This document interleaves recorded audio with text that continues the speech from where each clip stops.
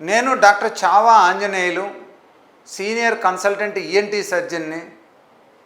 నేను హైదరాబాద్లో బేగంపేటలో ఉన్న ఏషియన్ ఈఎన్టీ కేర్ సెంటర్కి చైర్మన్ని. అలాగే నేను మల్టిపుల్ హాస్పిటల్స్లో లైక్ నిమ్స్ కావచ్చు, అపోలో కావచ్చు, కిమ్స్ కావచ్చు, ఇక్కడ కూడా అవసరమైన మేజర్ సర్జరీస్కి డిఫరెంట్ స్పెషాలిటీస్లో అంటే న్యూరో సర్జరీ వాళ్ళకి కానీ, మిగతా ఏదన్నా నెక్ సర్జరీస్ ఉన్నా కానీ వాళ్ళకు కూడా నేను హెల్ప్ చేసి పెడతాను.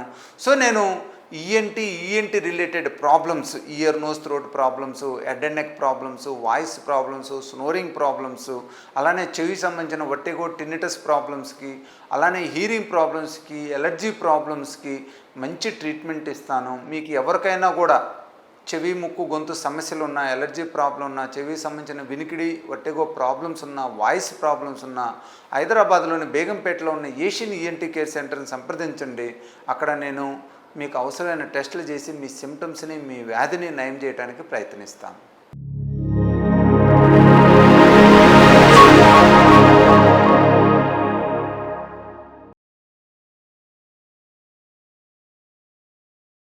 ఇవాళ మనకి ట్రాఫిక్ అనేది చాలా కామన్ అయిపోయింది. ఈ ట్రాఫిక్లో కూడా ఎక్కువ వెహికల్, కార్లు, బస్సులు, బైకులు ఇవన్నీ ఉంటాయి అన్నమాట.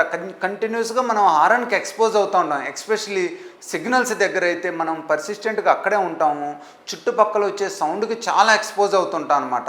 ఈ ట్రాఫిక్లో వచ్చే సౌండ్లు ఏంటంటే మోర్ దెన్ 70, 80, 100 డెసిబుల్స్ ఉంటాయి. ఎందుకంటే హారన్స్ అనేవి చాలా లౌడ్ డెసిబుల్స్లో ఉంటాయి అన్నమాట.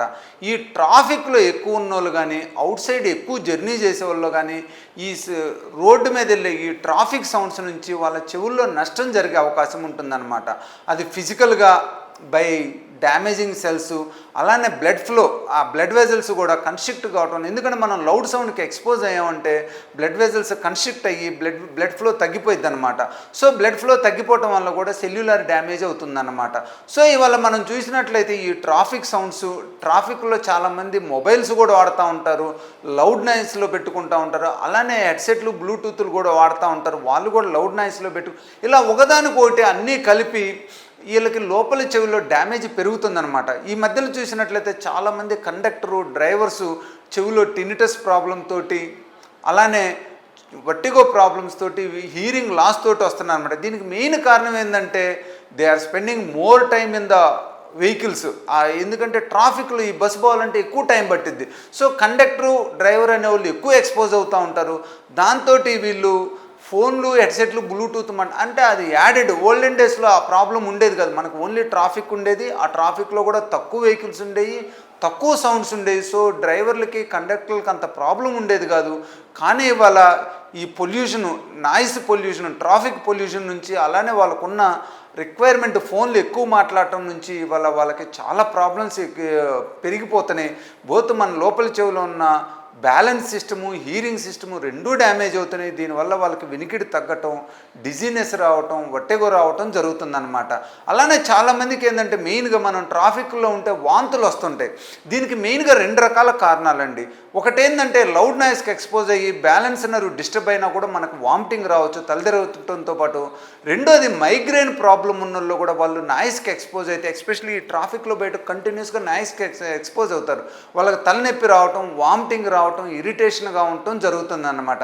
సో మనకు ట్రాఫిక్లో కనుక వామిటింగ్ సెన్సేషన్ వచ్చిందంటే సాధారణంగా ఈ సౌండ్ ఎక్స్పోజర్ నుంచి కానీ, లేదా వాళ్ళకున్న ఆల్రెడీ జెనెటిక్ అనుకోండి, లేదా సర్కమ్స్టెన్స్ నుంచి కానీ, మైగ్రేన్ ప్రాబ్లం నుంచి కానీ, మన లోపల చెవి డ్యామేజ్ అవుతూ ఉండటం వలన, లేదా ఎక్కువ సెన్సిటివ్గా ఉండటం వలన కూడా ఈ ప్రాబ్లం వస్తుంది.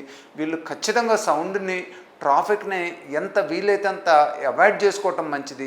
మరీ ప్రాబ్లం ఎక్కువ ఉన్నోళ్ళు, కంపల్సరీ వెళ్ళాల్సిన వాళ్ళు ఎప్పుడైతే ట్రాఫిక్ వెళ్తారో దానికి ముందు కనుక మైగ్రేన్ ఉన్నోళ్ళు అయితే మైగ్రేన్ ట్యాబ్లెట్ వేసుకున్నట్లయితే వాళ్ళకి ఇంటెన్సిటీ ఆఫ్ ప్రాబ్లం చాలా తక్కువ ఉంటుంది.